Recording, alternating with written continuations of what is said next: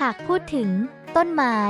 สิ่งที่เราจะนึกถึงนั่นก็คือความสวยงามความสดชื่นและข้อดีอื่นๆอีกมากมาย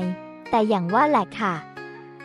ขนาดเหรียญยังมี2 ด้านแล้วนับประสาอะไรกับพืชพันธุ์นานาชนิดบนโลกใบนี้ล่ะถ้ามีต้นไม้ที่มีประโยชน์ได้แน่นอนว่าบนโลกนี้ก็ต้องมีต้นไม้มีพิษด้วยเหมือนกัน EP นี้จึงได้รวบรวมชนิดของต้นไม้มีพิษมาให้ได้ชมและเช็คกันดูว่ามีต้นไม้เหล่านี้ขึ้นอยู่บริเวณบ้านบ้างหรือไม่เพราะมันจะก่อให้เกิดอันตรายต่อคนในบ้านได้โดยเฉพาะเด็กและสัตว์เลี้ยงงั้นไปเช็คกันหน่อยดีกว่าค่ะว่าที่บ้านของคุณยังมีต้นไม้ลักษณะแบบนี้อยู่หรือไม่ต้นสาวน้อยปะแป้งชื่อภาษาอังกฤษดัมเคนเป็นไม้ประดับที่มีถิ่นกำเนิดจากหมู่เกาะอินดิสตะวันตกและอเมริกาใต้ลักษณะลำต้นตั้งตรงเป็นทรงข้อกลมอวบน้ำและมีสีเขียวสดออกใบเลี้ยงเดี่ยวเป็นรูปทรงวงรีปลายใบแหลมบนหน้าใบมีลวดลายรอยปัดสีขาวเกือบทั่วทั้งใบออกดอกคล้ายดอกหน้าวัวและมีผลสีเขียวคล้ายไข่ไก่ขยายพันธุ์ด้วยการเพาะเมล็ดปักชำและแยกหน่อแต่ที่ทำให้ตกใจนั่นก็คือทุกส่วนของต้นไม้ชนิดนี้มีสารละลายของสารพิษที่เรียกว่าแคลเซียมออกซาเลตสารโปรตีนและเอนไซม์บางจำพวกที่ย่อยโปรตีนได้หากผิวหนังไปสัมผัสโดนน้ำยางจะทำให้เกิดผื่นแดงและคันแต่ถ้าเผลอกินเข้าไปจะทำให้เกิดการระคายเคืองทางเดินอาหารปวดแสบปวดร้อนในช่องปากในลำคอทางเดินอาหารและทำให้ท้องบวมหรืออาจถึงขั้นเสียชีวิตได้เลยทีเดียวค่ะต้นดอกลินลี่ชื่อภาษาอังกฤษลินลี่เป็นไม้ดอกที่มีถิ่นกำเนิดมาจากเอเชียตอนกลางและมีหลายสายพันธุ์ด้วยกันเป็นต้นไม้ที่มีหัวสะสมอาหารอยู่ใต้ดินแตกยอดออกมาเป็นลำต้นสูงประมาณ 60-180 เซนติเมตรออกช่อดอกและแต่ละดอกมีกลีบด้วยกัน6 กลีบเกสรชูอยู่กลางช่อดอกมีสีสันแตกต่างกันออกไปไม่ว่าจะเป็นสีขาวสีชมพูสีส้มสีม่วงสีแดงและอีกมากมายแม้จะเป็นดอกไม้ที่สวยงามขนาดไหนแต่เมล็ดและเง่ากลับเต็มไปด้วยพิษร้ายแรงไม่ว่าเราหรือสัตว์เลี้ยงถ้าเผลอกินเข้าไปจะมีผลทำให้คลื่นไส้อาเจียนท้องเสียถ่ายออกมาแล้วมีเลือดปนไตถูกทำลายกล้ามเนื้ออ่อนแรงที่อาจนำไปสู่การเป็นอัมพาตได้เลยทีเดียวดอกดารารัตน์ชื่อภาษาอังกฤษดัฟโฟดินเป็นไม้ดอกที่มีถิ่นกำเนิดมาจากแถบเมดิเตอร์เรเนียนและเอเชียบ้างเป็นบางสายพันธุ์เจริญเติบโตจากหัวที่อยู่ใต้ดินลักษณะลำต้นตั้งตรงและสูงประมาณ 6-20 นิ้วออกใบเรียวยาวลักษณะดอกคล้ายปากทำเป็ดมีฐานรองดอกแต่ละสายพันธุ์จะมีสีแตกต่างกันออกไปได้แก่สีเหลืองสีขาวและสีชมพูเป็นดอกไม้ที่ส่งกลิ่นหอมโดยเฉพาะพันธุ์ดอกสีเหลืองจะหอมมากสรรพคุณเป็นยาระบาย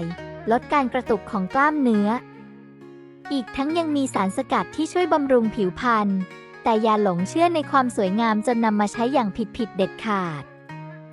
เพราะไม้ดอกชนิดนี้มีพิษร้ายแรงหรือถ้าหากน้องหมาและน้องแมวเผลอกินเข้าไปพิษจะทำให้เกิดอาเจียนชักกระตุกและเกิดภาวะหัวใจหยุดเต้นได้ค่ะไฮเดรนเยียชื่อภาษาอังกฤษไฮเดรนเยียเป็นพืชพื้นเมืองในแถบเอเชียตะวันออกอเมริกาเหนือและอเมริกาใต้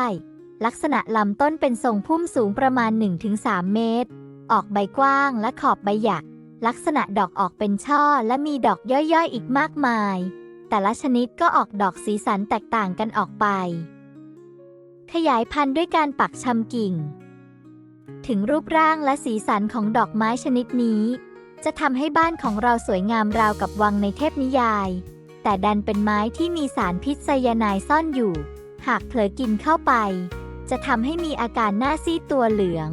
คลื่นไส้อาเจียนหรืออาจถึงขั้นทำให้เกิดการช็อกหมดสติและหัวใจวายได้เลยค่ะยี่โถชื่อภาษาอังกฤษโอเลียนเดอร์เป็นไม้ดอกที่มีต้นกำเนิดมาจากแถบเมดิเตอร์เรเนียนและตะวันออกกลางลักษณะลำต้นเป็นทรงพุ่มสูง 2-5 เมตรออกใบเลี้ยงคู่เรียวยาวประมาณ 10-15 เซนติเมตรมีเขียวอ่อนออกดอกเป็นช่อและมีดอกย่อยประมาณ 2-6 ดอก ลักษณะดอกเป็นรูปกรวยมีสีขาวสีชมพู สีชมพูอมแดงและอีกมากมายขยายพันธุ์ด้วยการเพาะเมล็ดตอนกิ่งและปักชำแม้มีการนำยี่โถมาทำประโยชน์ในการนำปลูกประดับบ้านหรือย้อมสีผ้า